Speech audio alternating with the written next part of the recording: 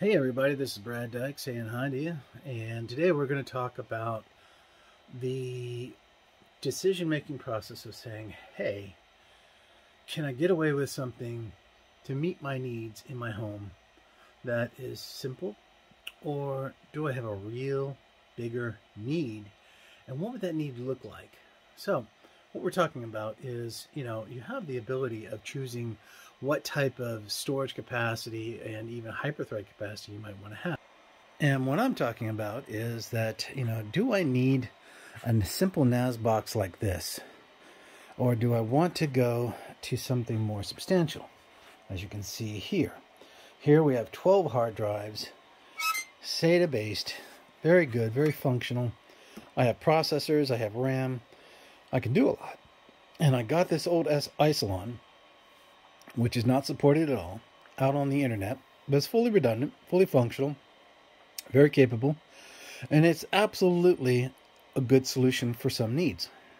Or do I want to stick with something small with an Atom-based processor load, and I just need to store my videos or my pictures, or maybe I want to have kind of like an index server, so that would require a small hyperthread instance that would run a Linux kernel, and it would keep all of my stuff on my device organized and coordinated and so on.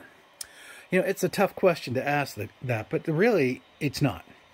Because if you take a piece of paper and you write down what you want to do, so start with a piece of paper. We write down on a piece of paper what we want to accomplish, what we want to do.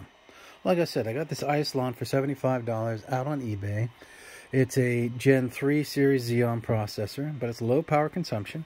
I have an option for a second one, and I've got flexibility for 128 gigs of additional capacity, but currently I'm running at 64.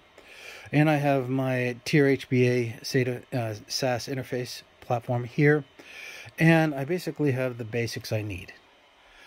Over here, I have a single Atom processor platform with about 32 gigs of capacity maximum. Starts out at about roughly 8.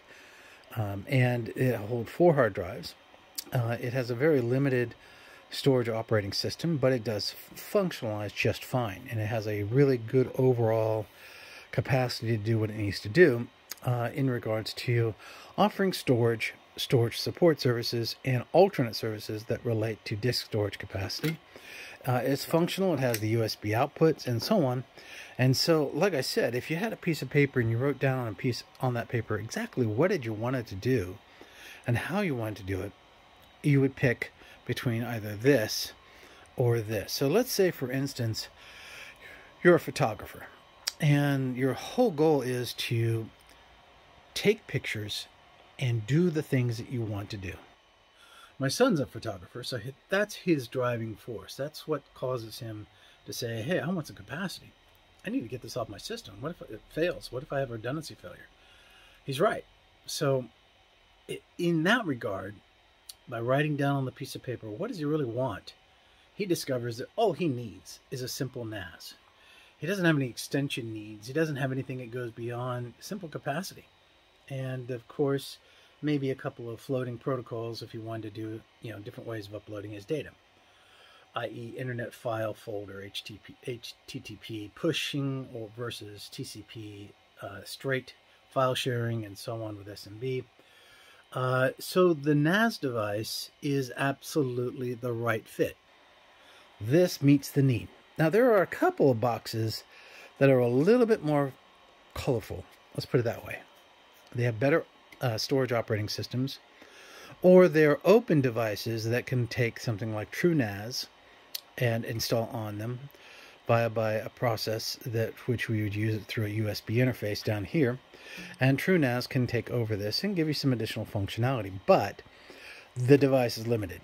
Even with let's say a 16-way Atom processor stack, which would be 2 of them that are PQF'd on the logic board that would run this, it's still limited, but it can give you some basic features and functions, even a little bit of Plex modification, so you can do a Plex server mode. But the key thing is, a photographer, somebody who's into cell phone videos, things like that, this is a great intro into that world.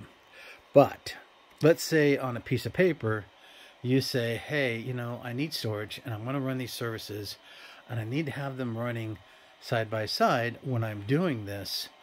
So I'm probably going to have at least 3 virtual machines and maybe some extended services. So in that answer, my suggestion is you get something like this Isilon you see here, the multiple bay footprint, which gives you all types of flexibility when it comes to hard disks. Don't worry about the speed of the disks.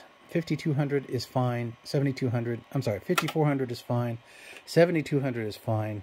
You don't need the 10,000, 15,000. This is a network device, and if you pair these up in disk arrays anyways, you're not going to see that much of a difference in performance.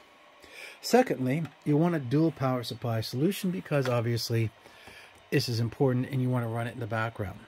You also preferably like to have a lower end, low power consumption ratio Xeon processor because you do want multi-cores, but they're going to work with the storage solution, so therefore you don't need mega power. And with the option to add in an additional processor on the SMP motherboard, gives you growth. Plenty of room for RAM and capacity, and scalability for I/O interface cards, as you can see here with this HBA bridge card. Now, with that being the case, the only thing you're missing is a good NIC. And in this case, I would say because this is going to be a 24/7 device, it's going to be providing you storage, you want your chassis to go to sleep when you're not using it and spin down everything and get quiet. Spinning hard drives is probably still the best solution for that because they have the most history and the best developed BIOS environments. SSD drives, not so much. But let's say you want to do a hybrid though. Let's say you want to bring in, for interactive performances, maybe a PCIe card that would support NVMe. Or let's say you want to do 2 bridge daughter cards, SATA SSD cards, which would go right down in here inside the gut, and it's just a little card, and it's got about 350 gigs, and all it does is it boots your machine up reliably and gives you that functionality. I would say don't do that at all. Instead, stick with the spinning disks. 2 500 gig hard drives will be fine for your operating system. Put your investment in the RAM, maybe add a second processor, but at the low capacity. 8-core and 8-core, that will give you 3 VMs without any issue, plus plenty of firepower to coordinate and run your RAID control configurations here. Now, as you can see, I'm a fan of taking old hardware, like this 2U Isilon chassis, and transforming it into something different. But it's still functionally the same. It's just better, in my opinion. I chose to use true NAS on this chassis, and surprisingly, it works great. Now, I am going to get rid of this chassis because I need to retire it. It has some issues that are going to be coming down the road, and I don't want to deal with that because of the age of the logic itself. That's okay. It's not a big issue. It's been a great solution for me. It's done great. I'm going to probably sell it to some young kid who for $50 or something like that, and they can run with it. But this is a great video because this is how people start to get involved into self-sufficiencies, learning new things, doing new things, so they can get what they need done in their daytime, and so they can continue to thrive in what they love to do. So with that being said, any Isilon chassis is very functional in this capacity. As you saw, my 2U Isilon is right here. I also have a 5400 Isilon, which is actually a super micro chassis with 48 hard drives in it. I'm sorry, 48 hard drives in it, and 4 redundancy backbays, as well as a SSD boot daughter card bridge. It's a great chassis too, but I'm going to be retiring that one as well, as much as I hate to do that. They're pretty much identical. The only difference is between these two chassis is the actual chassis. One's a 4U, one is a 2U. Hold a lot more disks, pulls a huge amount of power. So those are the kind of things that are like, okay, it's big, it's bulky, it's power, it sucks down the power. It can do everything I want it to do. No problems there whatsoever. So that one is my current true NAS. But I've got 2 DX720s that I'm going to be transitioning into both my primary server for capacity and storage and my true NAS server. And that will allow me to retire the 5400 and this series 1600 and move them on to a new owner.